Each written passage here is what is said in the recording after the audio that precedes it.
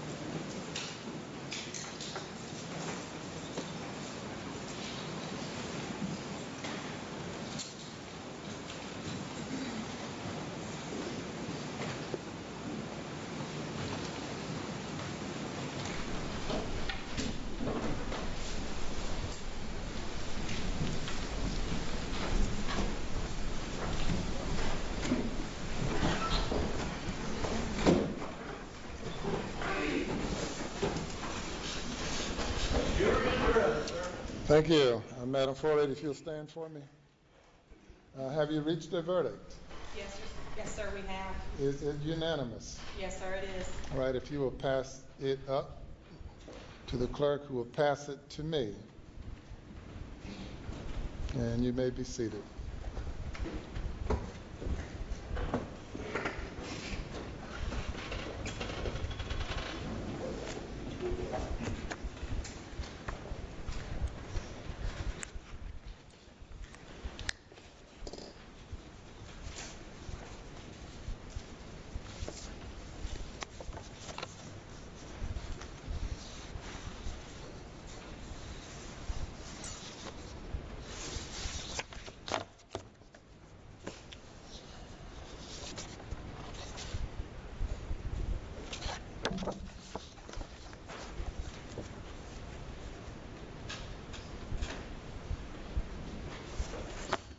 The defendant will rise.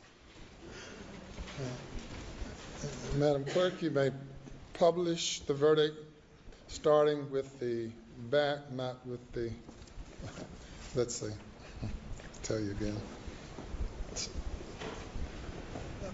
Starting with the back, flipping them over one by one.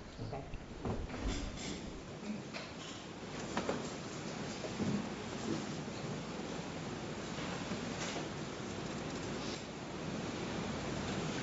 State of South Carolina versus.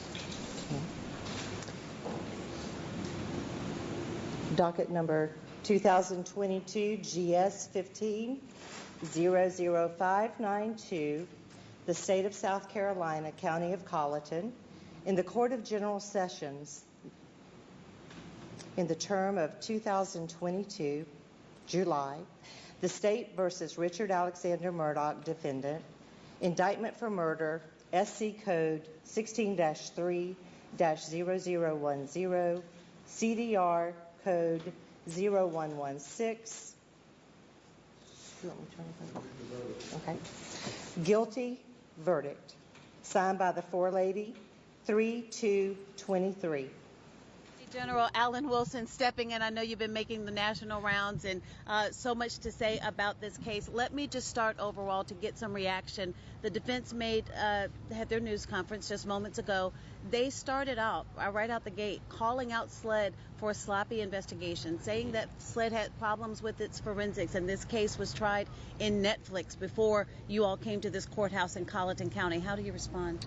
Well, look, the defense is going to say what the defense is going to say. I think they were in the documentary, actually. One of the attorneys was. What I will say is this. I mean, SLED did a phenomenal job. The Colleton County Sheriff's Office, the Secret Service, the FBI, Orangeburg County Sheriff's Office, Charleston County. Law enforcement came together. It was an agency-wide effort.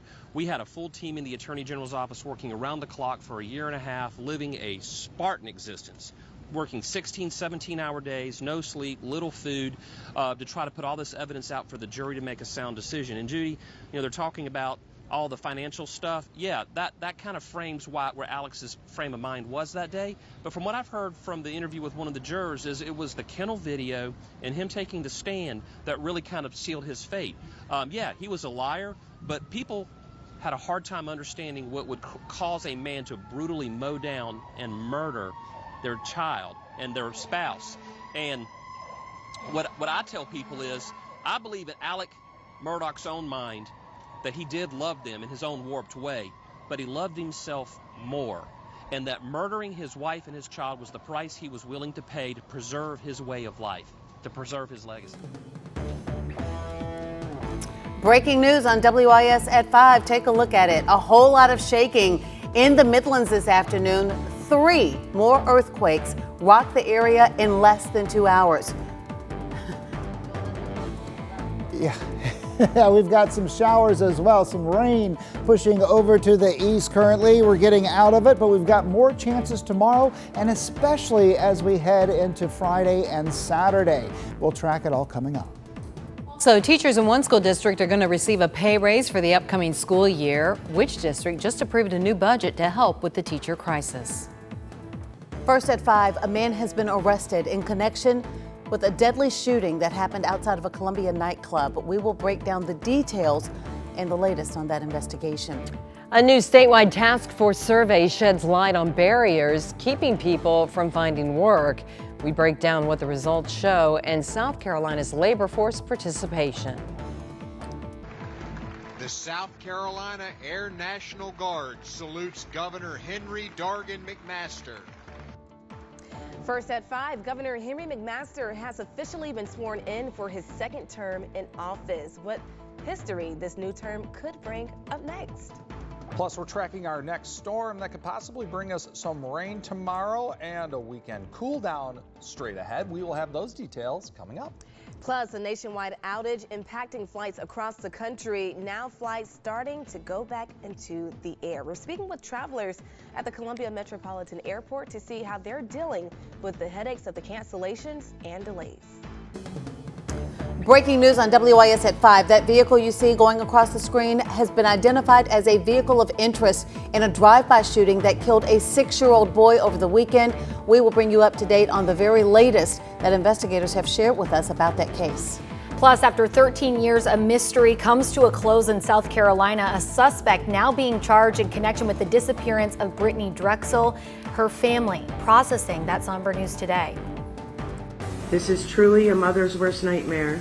I am mourning my beautiful daughter, Brittany, as I have been for 13 years.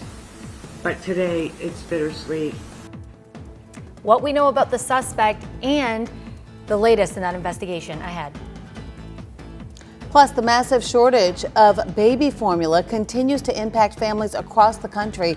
We'll speak with a local pediatrician about what options parents have to feed their babies and keep them safe. Live from Columbia, This is WIS News 10 at 5. Live, local, now. Video presented by the prosecution appears to show Alec Murdaugh at the scene of the double murders where his wife and son were killed. Testimony argued that the timestamp on the video shows that he was there just minutes before they're believed to have been shot and killed. We are continuing our live team coverage tonight with more on what took place inside of that courtroom today in Walterboro with our Greg Adeline and Nick Neville. So Nick, let's start with you and the significance of that timestamp that Dondi just mentioned on that video that jurors saw in the courtroom today.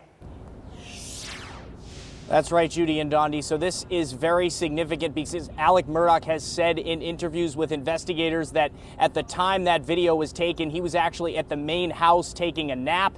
And he says that the last time he saw his wife and son was at dinner. Now, when this video played out in the courtroom today, Alec Murdaugh was seen crying, rocking back and forth. SLED forensics expert Lieutenant Brett Dove testified that the video was recorded at 8:45 p.m. 3 distinct voices can be heard. Prosecutors say those are the voices of Maggie, Paul, and Alec.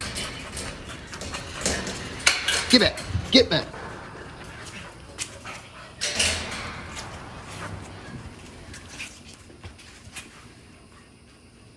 Quit, Cash.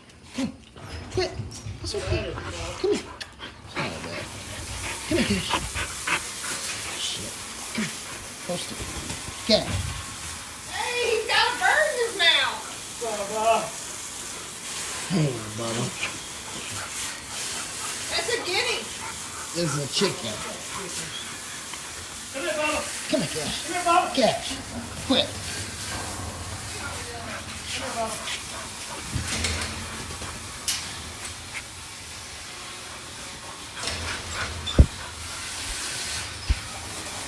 The last person Paul spoke to on the phone was Rogan Gibson, whose dog can be seen in that video. He took the stand today saying the Murdaughs were like a second family to him. When asked about that video, Rogan testified. And what voices did you hear? Paul's, Miss Maggie, Mr. Alec. And how sure are you now? Positive. 100%? That's correct. Prosecutors say the murders happened less than 5 minutes after the video was recorded. Earlier testimony from Lieutenant Dove showed Maggie and Paul both received texts at 8:49 that were never read. Dove also testified to phone activity and movement from Maggie, Paul, and Alec's phones, saying that Maggie's phone indicated 5 missed calls from Alec on the night of the murders. But those calls were missing from data pulled from Alec's phone. So at some point between when those calls were placed on the night of June 7th and when you got the phone in September, those calls disappeared off that phone, correct? Those calls are not on the phone anymore. Okay. How it happened, I don't know. Okay. Did you do anything in your investigation, in your extraction or analysis to potentially remove those calls? No, sir, I did not. Now, in cross-examination of Dove, the defense asserted that Alec Murdaugh could not be the killer because Alec and Maggie's phones were in 2 different locations when Maggie's phone had its last movements recorded. Reporting in Walterboro, Nick Neville, WIS News 10. All right, Nick Neville, thank you so much. Now we want to get a check on the latest that has happened later this afternoon from the courtroom. Joining us for that angle, Greg Adeline to tell us more about what has happened so far. Greg? Well, Judy, Dondi, Rogan Gibson taking the stand. You saw a little bit of that in Nick's piece just moments ago, and it was compelling testimony, really, because it undercuts, as we mentioned, Alec Murdaugh's alibi.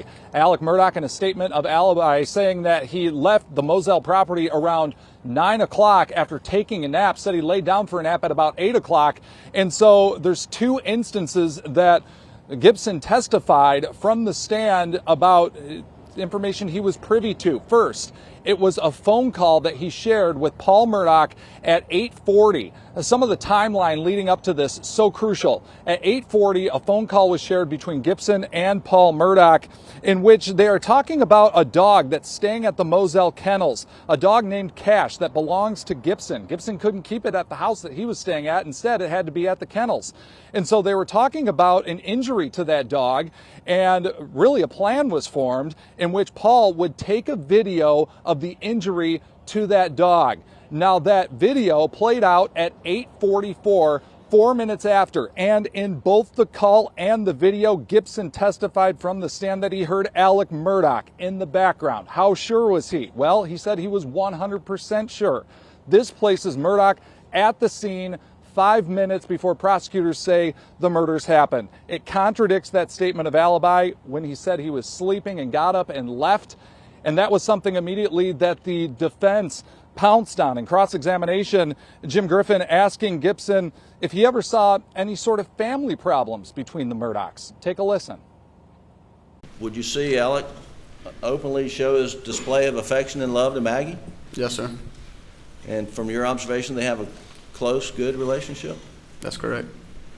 And they were loving to each other and to Paul and Buster and their friends, correct? That's correct.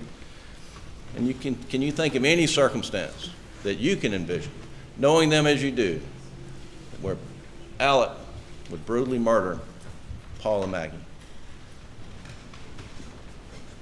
Not that I can think of. Thank you. One other point in that cross-examination from Jim Griffin was when he asked Gibson about some threats that Paul Murdaugh reportedly received after the 2019 boat crash involving Mallory Beach. He asked him about it. He pressed him about it. And Gibson said he didn't think that they were too serious. Pretty important little piece of information there in his testimony. But for now, we're going to send it back to you. So, Greg, before we let you go, some quick observations about inside of the courtroom, because you've had a seat inside to watch as some of these compelling moments have played out. What, if any, reaction have you seen from some of the members of the jury? Yeah, with these jurors, you know, it's interesting, Judy, that you mentioned that. There are certain times when, of course, they're engaged, but especially in some of these days where we've seen different bombshells, whether it be recorded audio or video that's shown to the jury, or in yesterday's testimony, just that detailed timeline. It was very tedious. It was very technical. It came at about 4:45, 5 o'clock, and you got to imagine at that point, jurors, in many ways, have listened to hours and hours of testimony. You wonder just how effective it was for them at that point. But when they're able to see a video, and then when they're able to hear a witness like Gibson, somebody who could put it in very plain spoken English about what he heard on that call and what he heard in that video, that is very effective. And the jury was listening and they were attentive. All right, Judy, great Donnie. insight as always, Greg. Thank you so very much. We want to remind you, yes, indeed, we will have expert legal analysis coming up in our second half hour from trial lawyer Carl B. Grant about today's testimony and developments in the courtroom. And to keep up with what's going on in the trial, go to our streaming apps, the WIS News 10 app, YouTube, Roku, and Fire TV. Good evening, everyone. I'm Dondi Mercer-Plank. And I'm Greg Adeline. Thanks for joining us. We begin with breaking news at 6. A shooting inside Columbiana Center Mall earlier today leaves 12 people hurt. 10 were shot. 2 were hurt in a stampede. And we now know that 3 people have been detained. Columbia Center is located off Interstate 26 on Harbison Boulevard in Columbia. It is located in the popular Harbison Shopping and Entertainment District. As you can imagine, that is a very busy area, really every day of the week, especially on a Saturday. Take a look at this map of the mall's floor plan. The shooting began outside the Gap, which is circled there, which is near the mouth of the food court. Across from the Gap is another popular store that would have been near the line of fire, Express, and the Foot Locker store there as well in the line of fire. The Gap is really smack dab in the middle of all the action that takes place near the eateries, the stores, and the main thoroughfare through the building. Nick Neville is joining us at the mall right now. So Nick, what can you tell us about what you're hearing out there? Yeah, Greg. So as you and Dondi have been saying, just a really chilling afternoon here at the Columbiana Center Mall.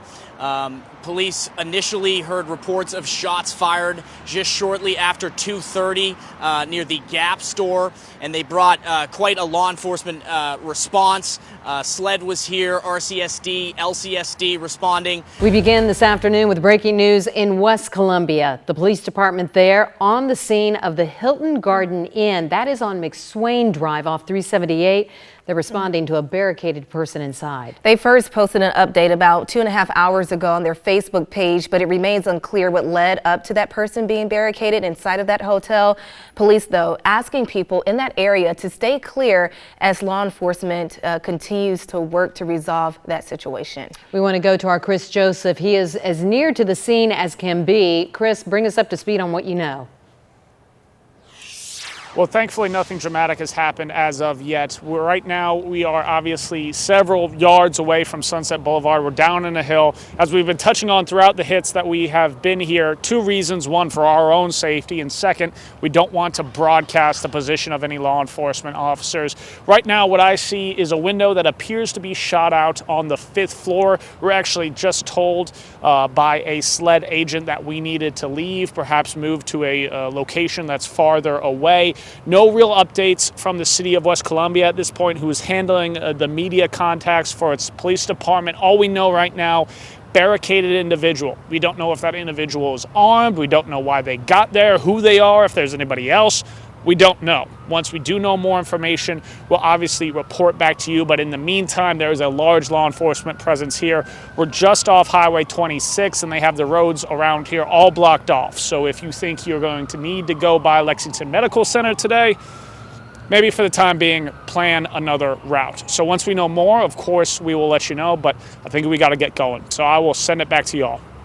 Joseph, thank you so much. Yeah, around Lexington Medical Center, somebody there told me that traffic is just so backed up in that area. Let's get more details on what you can expect around that 378 and McSwain area. Here's Adam Clark. Adam? Thank you very much, Dondi. Yes, indeed. We've got the incident right here on our map. Several reports right here, but this is what we're really talking about, where this exclamation point is. 378 Sunset Boulevard, a road blocked between I-26 exit 110 and Kalecki Drive right there. So here's a close-up view. You can see right here the exit is closed as well, so you're not even going to be able to get off right here at exit around 110 or so. Good afternoon, everyone. Thanks so much for joining us for your News at 5.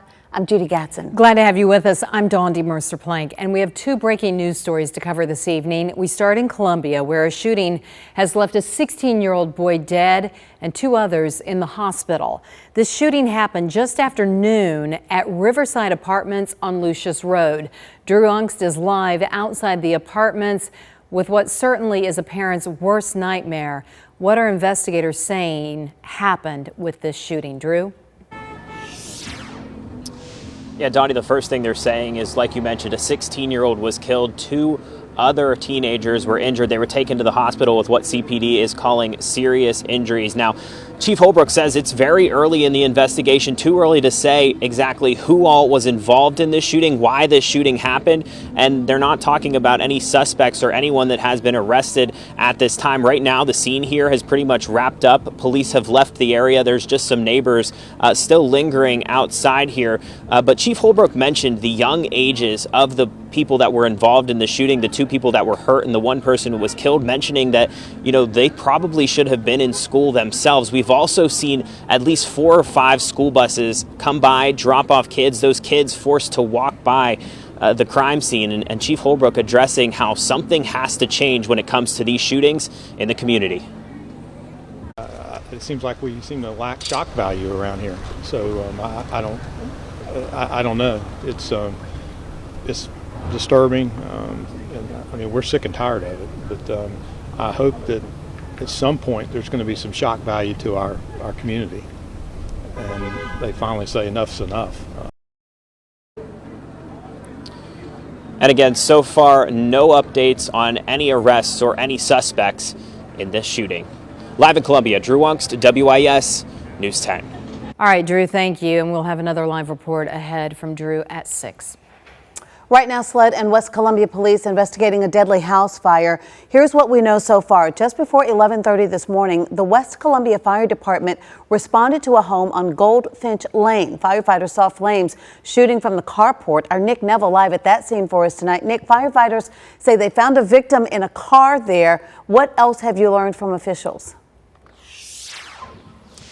Yeah, Judy, so Still very little known at this point about what possibly caused this fire, but as you can see behind me, we have this carport and with significant damage to the roof, and that's where the investigators found the deceased victim here inside a truck. West Columbia Fire again saying that calls came in shortly after 11:20. Reports of heavy fire coming out of that carport. The smoke also built up under the crawl space throughout the home, and the pressure knocked a bunch of bricks away from the plywood. The coroner not yet identifying the victim here. West Columbia Fire Chief Marquis Solomon says 50% of the house was damaged by the fire.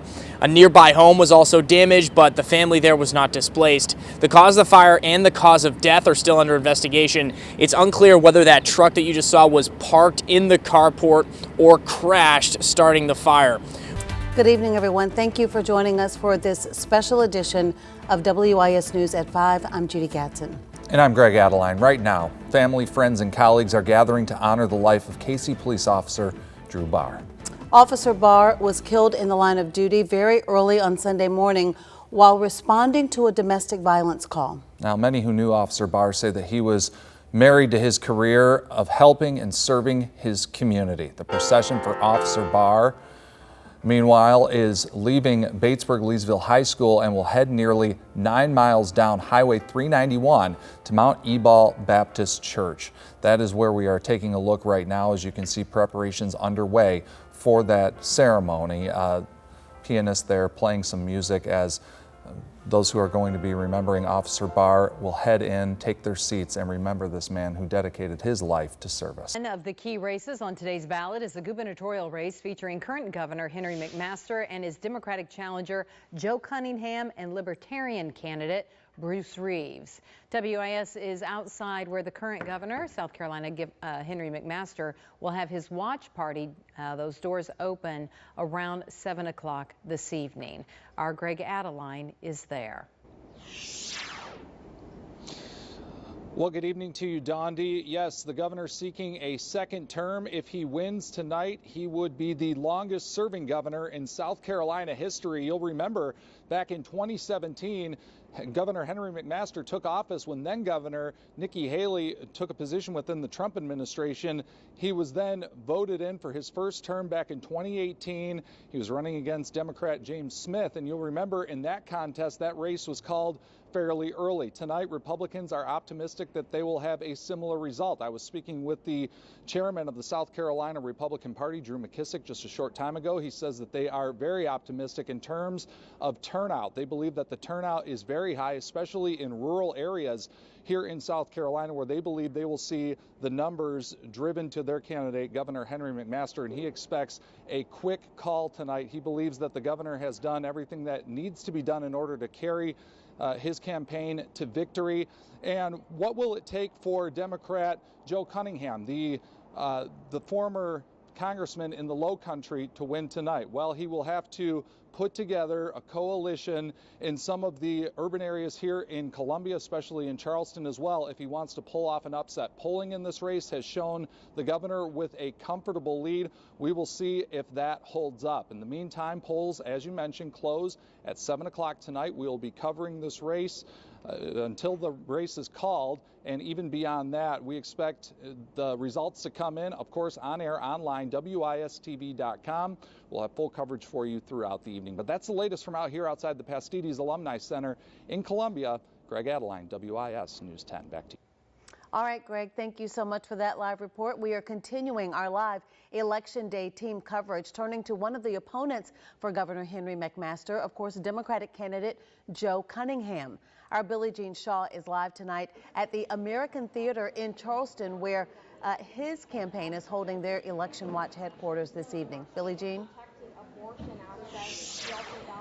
Well, good afternoon, Judy and Dondi. You know, Joe Cunningham today says he is feeling like a winner. His mindset is in a winning mindset already. He is telling us that he believes this will be a close race between incumbent Republican Governor Henry McMaster, but he is expected to win. You know, over the last year and a half since announcing that he was running for governor last April, Cunningham has really been talking about running on a campaign of freedom. He says that if elected, he will vowing to legalize sports betting, medical marijuana, protect abortion access, increase teacher pay, and eliminate the state income tax. Today, Cunningham, though, repeating to reporters what we heard on the debate stage 2 weeks ago, touting Governor McMaster's age, saying not only is he the oldest governor elected in the state, but he's old in his way of thinking, which is what Cunningham says will attract voters to the polls, leading him to become our state's next top leader. We've done a great job of putting on full display the contrast that exists between our oldest governor in our state's history and our campaign. And it's not just the age, it's the age in which he's living. It's the fact that he's been trying to drag our state backwards for the entire time that he's been in politics. Y'all heard him on the debate stage saying that he supports banning same-sex marriage. You all have heard him voice his support for an outright ban on abortion with no exceptions for rape, incest, or life of the mother. And we're running on new ideas.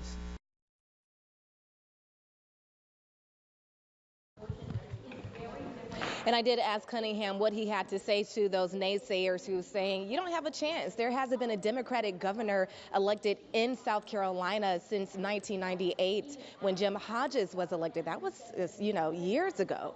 Well, he is saying that look back to 2018 when he flipped the first congressional district, becoming the first Democratic candidate elected in that district in 40 years. Of course, we will continue to bring you live coverage from the American Theater in downtown Charleston. But for now, Billie Jean Shaw, live in Charleston. Back to you. Well, what a headache it was to date for millions of those who were hoping to catch their flights after an FAA safety system failure grounded all U.S. flight departures for about an hour and a half. As you can see behind us with the Hartsfield-Jackson Atlanta International Airport, things are moving smoothly now, Greg. And that failure is being blamed on a computer outage. President Biden has ordered a Department of Transportation investigation into the matter. NBC's Alice Barr has the latest from Reagan National Airport in Washington, D.C. Welcome in, everyone. Thank you so much for joining us here at 4 o'clock. I'm Sam Blauweiss. And I'm Greg Adeline. Thanks so much for joining us this afternoon. All right, let's take a look at the futurecast as we talk about our weekend ahead. We are seeing so many different things here on this model. Obviously, a lot to decipher, and at the end of it all, the takeaway is this: no matter what we get, it is going to be tricky for many drivers out there on the roadways. So let's bring in Chief Meteorologist Dennis Brown to explain what we're seeing there on that forecast. Yeah, Chief, a lot can change, but it looks like we may see some freezing rain there. Yeah, I think this is mainly going to be an event that we need to be worried about with ice, more so than snow. And so a wintry mix, yes, in the forecast here, and we'll likely have rain and even some snow flakes mixing with ice, but the potential for ice is going to be much larger late Saturday night into early Sunday morning. And a mix of rain and ice, wind and cold temps are making up our forecast this morning. That's why it's an alert day. A live look now from Greenville. Snow coming down in that area. Wow, visibility very low in Greenville this morning. Back here at home, we've just been seeing on and off rain, but we do have live team coverage up all across the Midlands, keeping an eye on those weather conditions. Now, before we get to that, let's get a check of our forecast with Chief Meteorologist Dennis Brown and Meteorologist Kevin Arnaud. And guys, what are conditions outside right now? Well, Jamal, let's talk about what we're seeing right now with this first alert day. We do have ice and rain in your forecast. A lot of heavy rain, but also some freezing rain, glaze that we're hearing about. Good afternoon, everyone. Taking a look now at our South Carolina coast. This is Pawleys Island, a barrier island known for its beaches and sand dunes. And right now, one of several places on our East Coast being pummeled by strong winds. Winds that have moved into the Midlands, taking out several trees, like this one you see on Columbia's Divine Street. Well, good afternoon, everyone. Thanks so much for being with us for WIS News 10, our special coverage of Hurricane Ian. I'm Dawndy Mercer-Plank. Glad to have you with us, everyone. I'm Judy Gatson. We're going to be here throughout the duration of the storm to help keep you and your family safe. We are keeping a very close eye on Hurricane Ian. It is expected to make landfall near Charleston early this afternoon. Joining us now with the latest on the track of the hurricane system, Chief Meteorologist Adam Clark. So, Adam, what is the very latest on that track and our timeline now for landfall? Yeah, it'll be this afternoon right around 2 to 3 o'clock. Well, USC head football coach Shane Beamer receiving a hefty pay raise following his second straight winning season. His new contract will more than double his salary. WIS Sports Director Rick Henry joins us with the latest on these developments. Rick, we are talking a lot of money. As the kids say, he secured the bag. Yes, Yeah. the bag has been secured. Yes, he did. Like I said at 5, more money, more money, more money. More money. Yes, Shane Beamer is going to have to buy a larger piggy bank. The USC Board of Trustees approves a 2-year contract extension for the Gamecocks head man with a sizable boost in salary. Oh, Greg, they are absolutely filing in. Chief was talking about the energy going north and south, Rick.